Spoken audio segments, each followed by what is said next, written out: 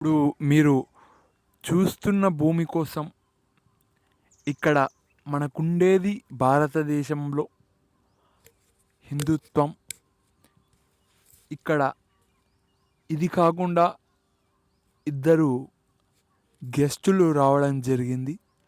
దాంట్లో మొదటి గెస్ట్ వచ్చేసి ఓకే మొఘల్స్ అని చెప్పుకోవచ్చు. ఇంకా రెండో గెస్ట్ బ్రిటిషర్స్. ఇక్కడ ఇంటర్నేషనల్గా చూస్తే బ్రిటిషర్సే ఎక్కువ నడుస్తుంది. క్రిస్టియానిటీ ఇక్కడ దాదాపుగా ఇండియాకి వీళ్ళందరూ వచ్చి వ్యాపారాలు చేశారు అని చెప్పుకోవచ్చు. ఇంకా వాళ్ళకి సంబంధించిన జాతి వాళ్ళు కూడా ఇంకా నివసిస్తున్నారు. ఇప్పుడు ఎలాగైతే ఇక్కడ పొలం ఉందో వాళ్ళకు కూడా అలానే పొలాలు ఉన్నాయి. ఏమాత్రం తీసిపోనట్టుగా ఇక్కడ హిందువులకు ఆపోజిట్గా అక్కడ ముస్లిమ్స్ కానీ అక్కడ క్రిస్టియానిటీ కానీ ఇలా చాలా వరకు వాళ్ళ బలం కూడా ఉంది. కొందరు ఎవరికి తీసిపోనంతగా ఉన్నారని చెప్పుకోవచ్చు. ఎందుకంటే వాళ్ళ ఇద్దరిది ఇంటర్నేషనల్. కొద్దిగా చూస్తే ఇక్కడ భారతదేశం మూడవ దేశం, మూడవ రిలీజియన్. ఇక్కడ ఇండియాలో ఎక్కడ కనపడకుండా ఇండియా అనేది మూడో దేశం అని చెప్పుకోవచ్చు. ఈ మూడో దేశాన్ని రక్షించడానికి చాలా కష్టపడుతున్నారు హిందుత్వ వాదులు ఇక్కడ అని చెప్పుకోవచ్చు. ఇక్కడ మొత్తానికైతే ఈ దేశాన్ని కూడా ఏదో విధంగా దెబ్బతీయాలని అనుకుంటున్నారు. ఆ విధంగా కూడా ఇక్కడ ప్రయత్నాలు అనేటివి జరుగుతున్నాయి. కొద్దిగా ఇబ్బంది పడుతున్నారు మన హిందువులు అని చెప్పుకోవచ్చు. ఇన్ని కష్టాలు పెడుతున్నారు. వాళ్ళకి ఏ జన్మలో ఏ పాపం చేశాం అనేటట్టుగా ఇక్కడ చాలామందికి అనిపిస్తుంది. కొద్దిగా చూస్తే మన భారతదేశం అన్నిటికన్నా పాత దైన దేశంగా ఇక్కడ కొందరు చెప్తున్నారు. ఎప్పటి నుంచో ఉంది భారతదేశం, ఎప్పటి నుంచో డెవలప్మెంట్ అనేది జరుగుతుంది. వాళ్ళకన్నా మొఘల్స్ బ్రిటిషర్స్ కన్నా ముందు నుంచే ఇక్కడ ఇండియాలో నాగరికత ఉండేది అని ఇలా చాలా ఉన్న వాళ్ళ వల్ల చాలా వరకు ఇబ్బంది పడుతున్నారు ఇక్కడ జనాలు అని చెప్పుకోవచ్చు.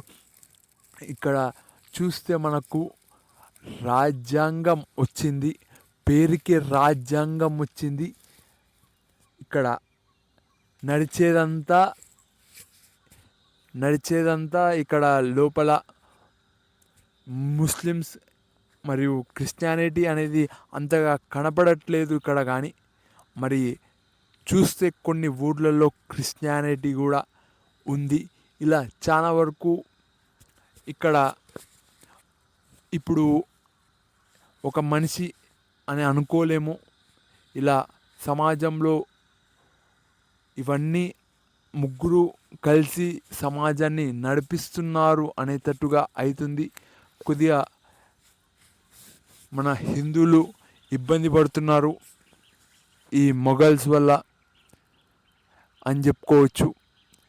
ఈ ఇబ్బందులు వస్తుంటాయి, పోతుంటాయి. తప్పకుండా ఇక్కడ మన ధర్మము ఒకటే ఉంది, భారతదేశ ధర్మం. కాబట్టి అది నిలబెట్టాలి.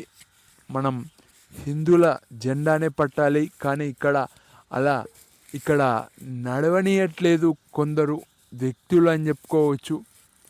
తప్పకుండా ఇవన్నీ స్వతంత్రం వచ్చిన ఇంకా లోపల ఇలాంటివి నడిపిస్తున్న పెద్ద పెద్ద వాళ్ళకు ఈ పాపము అనేది పండుతుంది.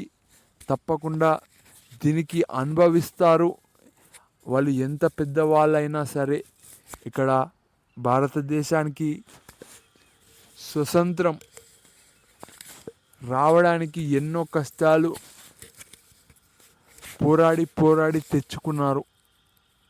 ఇక్కడ ఉందంటే ఉంది, స్వతంత్రం వచ్చింది అని ఉంది అంతే.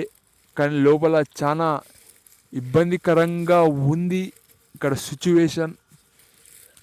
ఇలా అడవిలోకి వస్తే కానీ కొద్దిగా పీస్ అనేది దొరకదు. ఉంటాను, మరొక్క ప్రత్యేకమైన వీడియోతో వస్తాను. ఈ భూమి కోసమే ఎవరైనా ఇక్కడ ఈ భూమి కోసమే పోరాడుతున్నారు. అది భూమి కావచ్చు, ఇంకేదైనా కావచ్చు.